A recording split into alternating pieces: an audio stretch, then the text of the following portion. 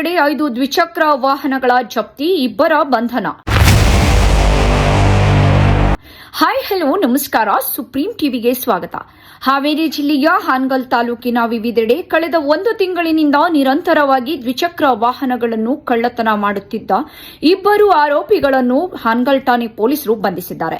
ಬಂಧಿತ ಆರೋಪಿಗಳಲ್ಲಿ ಕುಂಟೇನಹೊಸಹಳ್ಳಿ ಗ್ರಾಮದ 34 ವರ್ಷದ ಉಸ್ಮಾನ್ ಖಾದರ್ ಸಾಬ್ ಯಳವಟ್ಟಿ ಹಾಗೂ ಒಬ್ಬ ಅಪ್ರಾಪ್ತ ಬಾಲಕ ಸೇರಿದ್ದಾರೆ ಎಂದು ಪೊಲೀಸರು ತಿಳಿಸಿದ್ದಾರೆ.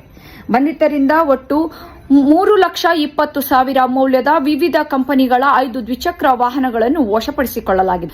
ವಿಚಾರಣೆಯ ವೇಳೆ ಆರೋಪಿಗಳು ವಾಹನ ಕಳುವು ಮಾಡಿದ್ದನ್ನು ಒಪ್ಪಿಕೊಂಡಿದ್ದಾರೆ. ಆರೋಪಿಗಳ ಬಂಧನದಿಂದ ಹಾನಗಲ್ ಪಟ್ಟಣದ ದತ್ತ ದೇವಸ್ಥಾನದ ಓಣಿಯಲ್ಲಿ ಕಳುವಾಗಿದ್ದ 3 ಹಾಗೂ ಎಪಿಎಂಸಿ ಪ್ರದೇಶದಲ್ಲಿ ಕಳುವಾಗಿದ್ದ 2 ದ್ವಿಚಕ್ರ ವಾಹನಗಳನ್ನು ಜಪ್ತಿ ಮಾಡಲಾಗಿದೆ ಎಂದು ಪೊಲೀಸರು ತಿಳಿಸಿದ್ದಾರೆ.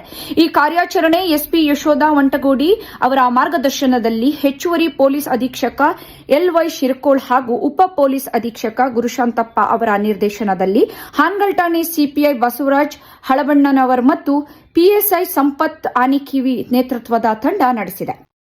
ಬೈಕ್ ಜಪ್ತಿ, ಇಬ್ಬರ ಬಂಧನ.